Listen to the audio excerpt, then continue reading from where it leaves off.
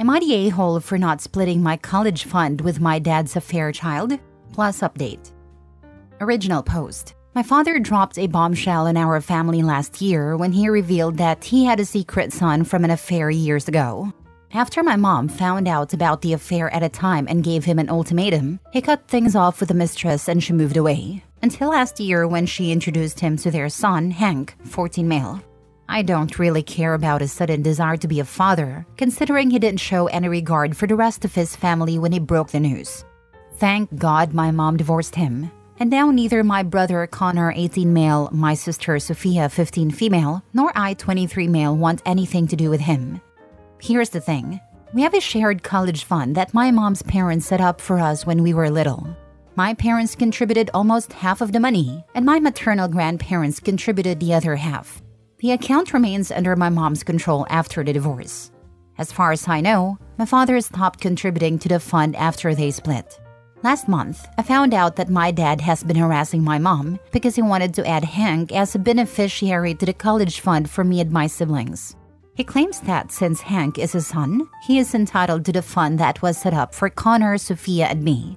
My mom told him off, but now he's been going around bad-mouthing her online and to their mutual friends, saying that she is heartless and cruel for taking her anger out on an innocent child.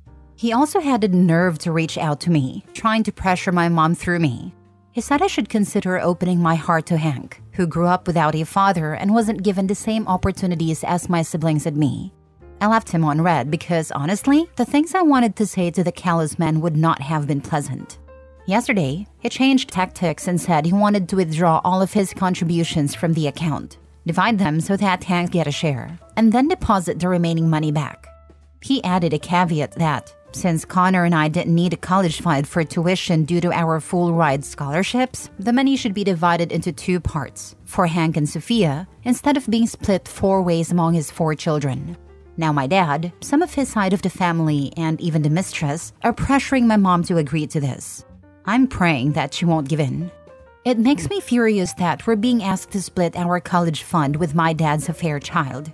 Even if I don't need the money for school, I will need it in the future, and so will Connor.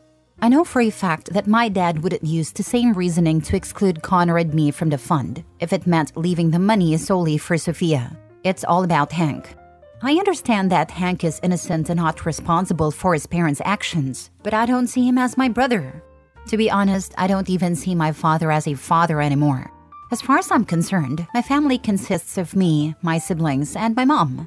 That's it. So, am I the a-hole? Now for the top comments before reading the update. Info. We have a shared college fund. What legal type of fund? Even if yes, I don't need to use the money to pay for school, I will need it in the future. Are you sure that's even an option? Where I live, if the funds are unused due to scholarship, we can withdraw it and won't be penalized. And I am considering getting a master's, so even if I didn't have to pay for undergraduate, I probably will need it for grad school. The fund is a state-sponsored savings plan. Sorry I can't give the actual name since it's very specific to where we live. Not a-hole at all. Where does your father get the idea that he set up this fund when it was your grandparents on your mom's side? Do his family members know the whole story? Yeah, that man's delusion is out of this world. His audacity is truly unmatched. My paternal grandparents know and support us. I know my grandma has been trying to get him to back off, but he unfortunately doesn't listen to her. It's mainly my dad's brothers who are joining him to harass my mom. I don't know if they know the full story or not. Since grandma and grandpa know, I feel like they do too. Not the a-hole. He can deal with his crappy decisions. The divorce is finalized. He can't go back and change the terms now. Additionally, it sounds like he didn't put in most of the money. It sounds like at most he put in 25%. Either way, he no longer has any claim to it. He can take out loans for Hank. I guarantee that Hank will not see a penny of that money if your dad gets a hold of it. And Sophia definitely will not see her half if it happens. Now for the update. Thank you so much, everyone, for the support and advice. I really appreciate it. I talked to my mom this morning about getting a lawyer involved and possibly a restraining order. She has been in contact with a lawyer regarding my dad's demands, and it seems he really doesn't have any legal rights to the college fund. I think some of you are correct in saying that he's doing all this because he knows he wouldn't win in court. As for the restraining order, my mom is hesitant to pursue one right now since my dad has visitation rights with Sophia, and she doesn't want to complicate things for my sister. However, she promised that if the situation gets worse, she will consider it. My brother Connor and I have also decided to take turns coming home on the weekends so that our mom and Sophia aren't alone, just in case anything happens. To clarify a few things, we haven't involved my mom's parents in this because their health isn't the best right now. When my grandfather first heard about the cheating and the secret son, he was so shocked that he had a heart attack. Thankfully, he has mostly recovered, but none of us want to put any additional stress on him. According to my dad, he didn't know about Hank's existence until last year when his mistress came back into the picture. No one in our family was aware of Hank until my dad brought him to a family event and broke the news to everyone. He blindsided and humiliated my mom, and that was the final straw for her, leading to the divorce. I honestly don't have anything against Hank. It's just that right now, I can't imagine spending time with him. He's still a minor, so any interaction would have to involve either our father or his mother, and that's a situation I'm not willing to put myself in at the moment. Maybe things will change in the future. Who knows? Hopefully this situation gets resolved soon. Thank you again, everyone, for the amazing advice and words of support. Next story. Am I the a-hole for wasting everyone's time in therapy because I was accused of lying? My mom, her husband, a die 16 female, have been in group therapy together. We started therapy a few weeks after Father's Day because that was the final straw for them. They insisted we needed therapy to work on why I won't let us be the family they want. We began at the end of July, and by the end of August, my mom accused me of lying, called me a liar, and laid out this big sob story about how much it hurt her to have me lie to her and do everything I could to destroy her marriage. It ticked me off so much. I never lied at any point. I said as much in the follow-up session, and the therapist asked me to explain my side and how I felt about my mom calling me a liar. My mom kept trying to interrupt me, told the therapist to shut up, and then accused me of being a vicious liar.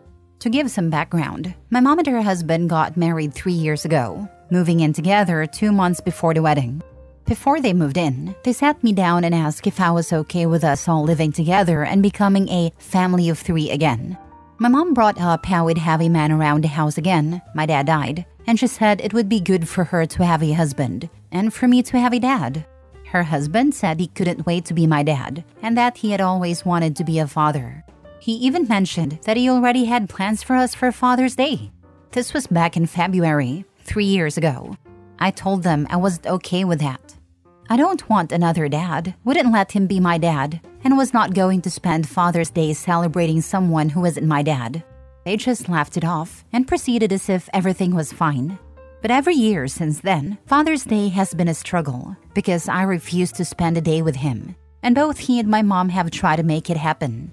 I meant what I said. I've never called him dad or let him fill that role in my life.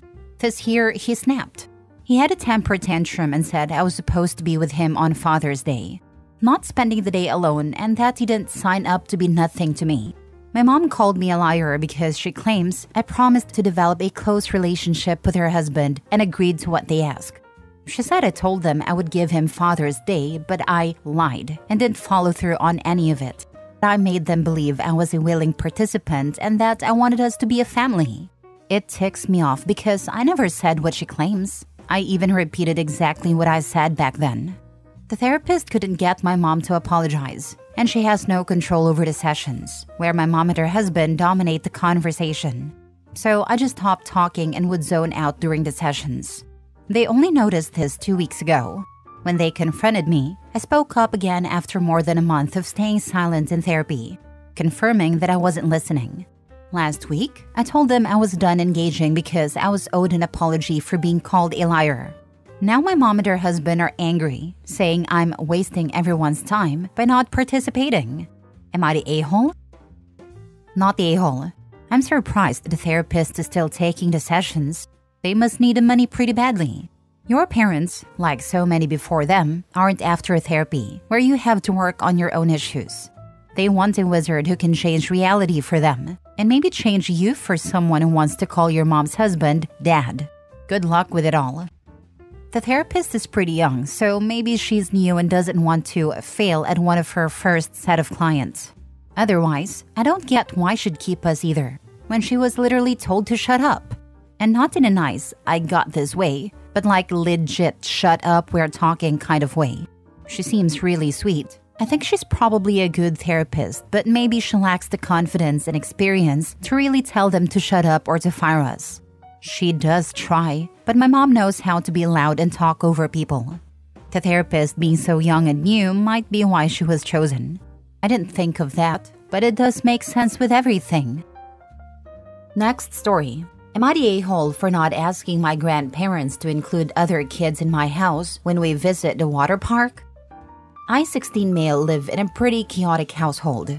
After my dad passed away, my mom remarried. Her husband already had 2 kids from a previous relationship who are now 12 and 11.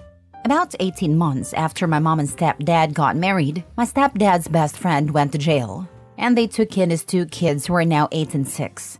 Then my stepdad's sister passed away, and her child who is 5 also came to live with us. So in total, there are 6 kids including me, living in the house with my mom and stepdad. My dad's parents visit me a few times a year. My mom doesn't let me see them too often because she's worried that the other kids will feel left out, especially since my grandparents don't automatically include them or send them gifts.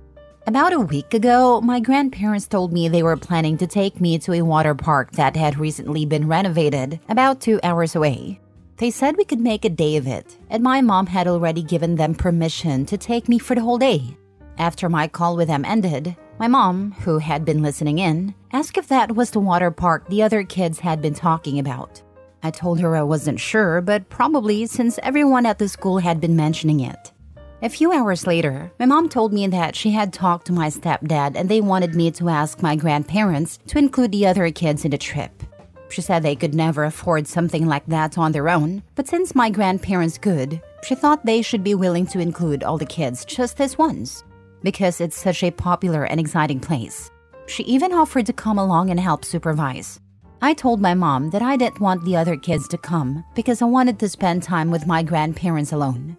She insisted that I needed to ask my grandparents, saying they would never agree if she asked, but might say yes if they thought I wanted everyone to come. She gave me a few days to ask, but I didn't. Then my stepdad joined a conversation, and both he and my mom reprimanded me for being selfish and greedy. They said I had a chance to do something kind and wonderful for my siblings, and that it wasn't like my mom wasn't willing to help out. They reminded me that I'm the only one in the family with grandparents, so I should be encouraging a more inclusive dynamic. My mom even said that while she might not be able to force the issue, she could remind me that I'm not being the best older brother and that one day, I might actually consider them my siblings and regret not trying to make them happier. So, am I the a-hole? Now for the top comments. Not the a-hole, and please let your grandparents know you're being coerced. Maybe you can go live with them? I told them what was going on, but living with them isn't an option yet. We looked into it before, but legally I don't get to influence the decision like some states allow. If your mother wants to ask your grandparents to include others, she should do the asking, not you. She wants you to ask, so it will seem like your idea, not the a-hole. Yeah, or so she can get the answer she wants to hear. She doesn't really care about whether they'd be wanted or not while there, which is kinda awful to do to them too. It isn't fair that she keeps you from your family. Is she expecting your grandparents to pay for all of the other children too? Because that's a very expensive day. I feel for you and your grandparents. I also feel for the other kids. I mean, it would be nice for them to have grandparents as well, but your mom definitely can't force other people to step up as grandparents for kids they have no ties to. Yes, they're supposed to pay for them, and my mom said she'd pay for her own ticket only. Yeah, that is not okay. And you know what's crazy? Your stepfather didn't offer any physical or financial help, and they are all his kids/friends' kids. He sounds like a mooch. Last story. Am I the a-hole for sending my son to rehab against my ex's wishes, even though I have sole custody? Okay, so I, 34 female, have sole custody of my 14-year-old son, Liam. Lately, things have been really hard. He's been acting out a lot, skipping school, shutting down emotionally, and I recently found out he's been drinking and experimenting with pills. When I discovered that, it hit me like a ton of bricks. I'm a recovering alcoholic myself, been sober for 4 years now, so this news sent me into panic mode. I did what I thought any parent would do. I started looking for help. I talked to a few counselors and eventually found a rehab program that also addresses mental health issues for teens. I thought this could really help Liam before things get worse. The problem is, when I told my ex, 38 male, he completely lost it. We don't exactly get along, one of the reasons I have sole custody, but we do share visitation. When I told him about Liam and a rehab, he said I was blowing things out of proportion. He basically thinks Liam is just experimenting, and that is normal teenage behavior. He told me rehab would traumatize him, that it's too harsh, and accused me of projecting my own issues onto our son. I sort of understand where he's coming from. I know he doesn't want to see Liam go through something difficult, but at the same time, I can't just sit by and watch things get worse without doing something. I've been there. I know how addiction starts. My gut tells me I'm doing the right thing by getting him help now, before it's too late. Anyway, I went ahead and enrolled Liam in a program last week. My ex is furious. He's been calling and texting constantly, telling me I'm making a huge mistake, and that Liam will end up hating me for it. He's even threatening to take me to court to fight for custody. Honestly, I'm a wreck. Part of me feels like I might be overreacting. Like maybe I should have tried other approaches first, or at least involved his dad more in the decision. But I'm just scared, you know? Scared for Liam, scared of what could happen if I do nothing. I just don't know anymore. So am I the a-hole for sending my son to rehab without my ex's approval, even though I have full custody? Should I have listened to him more? Not a-hole. You need to do what you think is best for your son.